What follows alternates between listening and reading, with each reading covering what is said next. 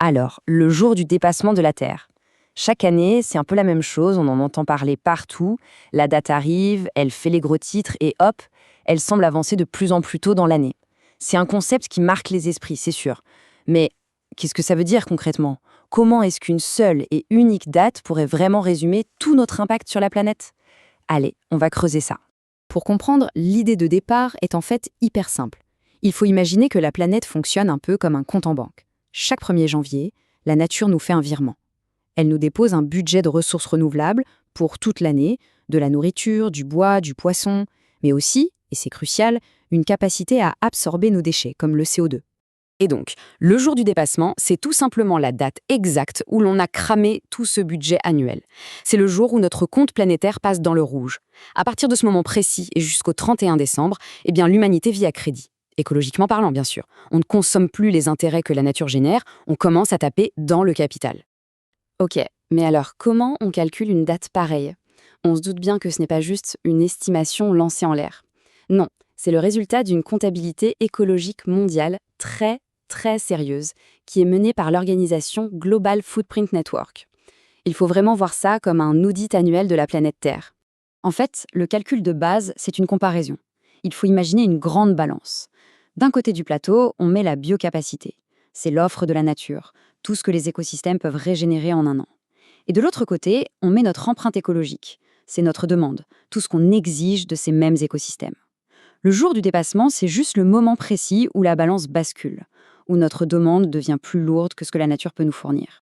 Et pour que cette grande comptabilité fonctionne, tout est converti dans une seule et même unité de mesure, l'hectare global. C'est un peu technique, mais ça permet de comparer des choses très différentes. On évalue donc la productivité et la demande sur 5 types de surfaces, qui sont en quelque sorte les grands actifs de notre planète. Chaque surface, des champs aux forêts, représente une partie de notre budget naturel.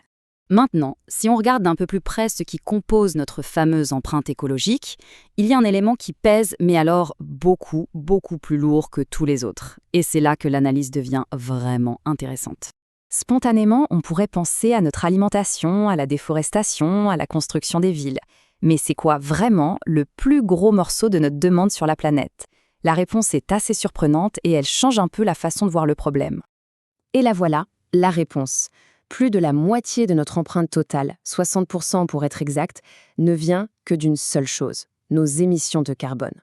C'est le facteur dominant et de très loin. Pour le dire autrement, si on arrivait à régler ce seul problème du carbone, l'humanité vivrait, aujourd'hui encore, dans les limites de ce que la planète peut nous offrir chaque année. C'est énorme. Oui, mais comment on mesure le carbone en hectares? C'est ça la clé de la méthode. L'empreinte carbone, elle est en fait convertie en une surface. C'est la surface de forêt qu'il faudrait planter pour absorber toutes nos émissions de CO2. Enfin, celles qui ne sont pas déjà capturées par les océans. Bien sûr, c'est d'une surface théorique, mais ça rend notre impact climatique très concret et ça explique pourquoi il pèse si lourd dans le calcul global. Bon, ce jour du dépassement, c'est un signal d'alarme super puissant, on l'a compris, mais sa plus grande force, c'est-à-dire sa simplicité, c'est aussi sa plus grande faiblesse. Parce qu'en se concentrant uniquement sur ce qui est renouvelable, cet indicateur a des angles morts, et pas des moindres. La liste de ce qui n'est pas mesuré est en effet assez longue. L'épuisement des minerais, la pollution plastique qui envahit nos océans, la contamination chimique, la perte de biodiversité, tout ça, ça passe complètement à la trappe. Et pourquoi? C'est simple, c'est parce que ces impacts ne peuvent pas être traduits en surface que la nature peut régénérer. Un écosystème peut être saturé de plastique, un sol pollué. Si sa capacité à produire de la biomasse n'est pas directement affectée, son score dans ce calcul-là, il ne bouge pas. C'est d'ailleurs pour ça que beaucoup de scientifiques préfèrent utiliser un autre outil, le cadre des limites planétaires. Là, ce n'est plus un seul chiffre global, mais un véritable tableau de bord avec 9 grands indicateurs pour la santé de la Terre. La question n'est plus combien on utilise, mais plutôt à quel point on s'approche de points de rupture qui pourraient être irréversibles. C'est une vision beaucoup plus fine des risques. Il y a un dernier point, qui est absolument crucial. Cette date mondiale du dépassement, ça reste une moyenne. Et comme toutes les moyennes, elle cache d'immenses disparités entre les pays. Les écarts sont juste vertigineux. Si le monde entier consommait comme le Qatar, le jour du dépassement arriverait dès le mois de février. À l'inverse, si tout le monde vivait comme en Indonésie, eh bien l'humanité resterait dans les clous dans le budget annuel de la planète. Ça montre bien que le problème est loin, très loin, d'être le même pour tout le monde. Et ça met le doigt sur un point essentiel. Ce n'est pas qu'une question de population, c'est avant tout une question de mode de consommation. Le déficit écologique mondial est principalement creusé par quelques modèles de production et de consommation qui sont extrêmement gourmands en ressources et pas juste par le nombre d'habitants dans les pays qui ont une faible empreinte. Alors, au final, que faut-il retenir ? Le jour du dépassement, c'est un outil de communication qui est franchement génial.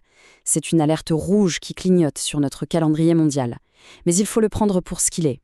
Un indicateur, simplifié, qui éclaire une partie du problème, principalement le climat, tout en laissant dans l'ombre d'autres enjeux et de profondes inégalités. C'est un point de départ pour la discussion, certainement pas le mot de la fin.